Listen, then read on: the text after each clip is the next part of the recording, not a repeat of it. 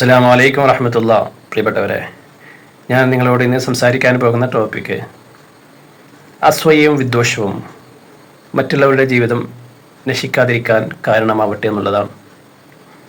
പൊതുവെ മനുഷ്യന് മറ്റുള്ളവരുടെ ഉയർച്ചയിൽ അസൂയ ഉണ്ടാവുകയും അതല്ലെങ്കിൽ എന്തിൻ്റെയോ പേരിൽ അവനോട് ഒടുങ്ങാത്ത പക വരുമ്പോൾ സംഭവിക്കുന്ന ഒന്നാണ് എങ്ങനെയും അവൻ്റെ നാശം കാണുക എന്നുള്ളത്.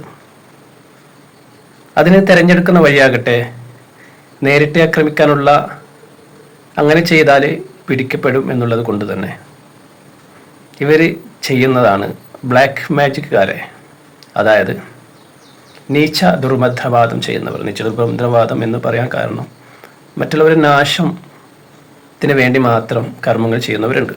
ലക്ഷ്യം ഒന്നേ ഉള്ളൂ, പണസമ്പാദ്യമാണ്. അവർ ചോദിക്കുന്ന പണം വാങ്ങിയിട്ട് മറ്റൊരാൾക്ക് വേണ്ടി കർമ്മം ചെയ്യുന്നു. എങ്ങനെ? അവർ പണം കൊടുക്കുമ്പോൾ അങ്ങനെയുള്ള നീച്ചമൂർത്തികളെ, നീച്ച ശക്തികളെ സ്വാധീനിക്കുകയും ആരോടാണോ അസൂയ വച്ചത്, ആരാണോ തകർന്ന് കാണേണ്ടത്, അവരുടെ പേരും കാര്യങ്ങളും കൊടുക്കുമ്പോൾ പിന്നെ സംഭവിക്കുന്നത് അവരുടെ നാശമാണ്. അപ്പം എത്ര ദേഷ്യം ഉണ്ടായാലും, എത്ര പകയുണ്ടായാലും, അസൂയ ഉണ്ടായാലും, ഉയർച്ചയുള്ള അസൂയാണ്. ജോലിസ്ഥാനം, കച്ചവടത്തിൽ ഉയർന്നു പോവുക, വലിയ വീടുണ്ടാക്കുക.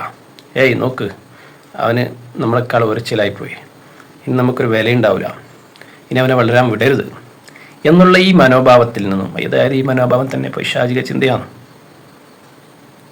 നമ്മൾ മുകളിലേക്ക് നോക്കാതെ നമ്മൾ കിട്ടിയതിൽ, നമുക്ക് ലഭിച്ചതിൽ നമുക്ക് നല്ല ആരോഗ്യമുണ്ട്, അധ്വാനിക്കാനുള്ള മനസ്സുണ്ട്, സാഹചര്യമുണ്ട്, അതിൽ മാത്രം നമ്മൾ തൃപ്തിപ്പെടുകയും മറ്റുള്ളവരോട് അസൂയ, പക, വിദ്വേഷം ഇത് വെക്കാതിരിക്കുകയും ചെയ്യുക എന്നുള്ളതാണ്. അങ്ങനെ വരുമ്പോൾ നമുക്കോ നമ്മുടെ മക്കൾക്കോ വരും തലമുറകൾക്കോ ചെയ്യുന്ന വലിയൊരു ശാപ സമ്പാദ്യമാണ്. അപ്പോൾ ഞാൻ പറയുന്നത്, ഒരിക്കലും മറ്റുള്ളവരുടെ പക, മറ്റുള്ളവരുടെ ഉയർച്ചയുള്ള അസൂയ കൊണ്ട് നിങ്ങൾ ഇത്ര ക്ഷുദ്ര പ്രവൃത്തികളിലേക്ക് പോകരുത്.